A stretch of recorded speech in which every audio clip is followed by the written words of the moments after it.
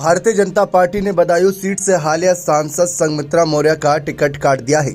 उनकी जगह पर इस सीट पर दुर्ग विजय सिंह शाक्य को प्रत्याशी बनाया गया। इस बात की आधिकारिक घोषणा खुद ही भारतीय जनता पार्टी ने की लिस्ट के जरिए। जी हां, बीजेपी की आगे लिस्ट ने सभी को चौंका दिया क्योंकि उसमें कुछ बड़े नाम काटे गए हैं। वरुण गांधी का नाम भी उसमें शामिल है। लेकिन चर्चा अब संघमित्रा मौर्य को लेकर बनी हुई है कि संघमित्रा मौर्य का अगला कदम क्या होगा।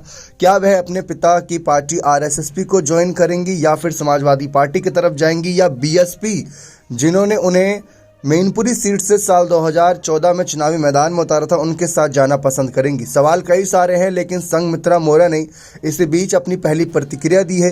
जी आप सभी को बता दें, उन्होंने हालिया एक पोस्ट किया सोशल मीडिया साइट एक्स पर, जहां पर उन्होंने लिखा कि ब्रज क्षेत्र के क्षेत्रीय अध्यक्ष दुर्ग विजय सिंह शाक्य को लोकसभा क्षेत्र बदायूं से प्रत्याशी बनाए जाने की ढेर सारी शुभकामनाएं एवं बधाई। इसी के साथ उन्होंने एक तस्वीर भी उसमें साझा की हुई है।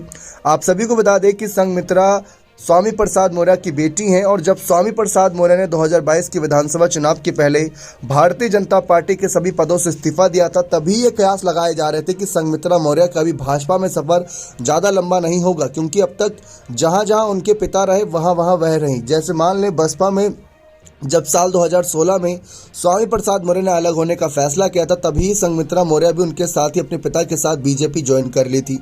2014 में संघमित्रा मौर्य को बसपा ने मैनपुरी सीट से नेताजी के खिलाफ चुनावी मैदान में उतारा था। वोट अच्छा खासा मिला था, लेकिन जीत नहीं पाई थी।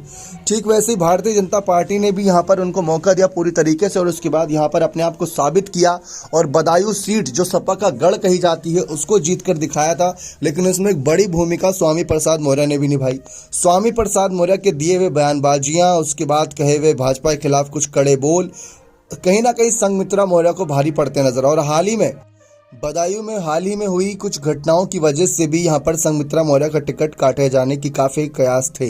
अब वह कयास कहीं ना कहीं पूरी तरीके से खबरों में तब्दील होते नजर आ रहे हैं। लेकिन जिस तरीके से ये फैसला भाजपा का रहा है, अब संघमित्रा मौर्य का अगला कदम क्या होगा?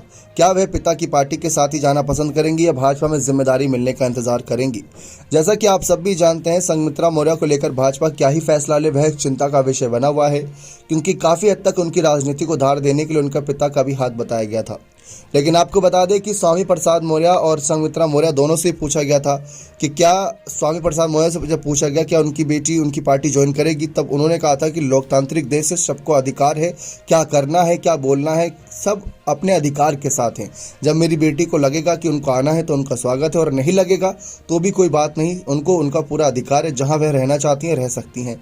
संघमित्रा मौर्य से जब पिता की पार्टी ज्वाइन करने की बात सामने आई थी तो संघमित्रा मौर्य भड़क गई थी। उन्होंने साफ कहा था कि आपके पास क्या कोई दूसरा सवाल नहीं है?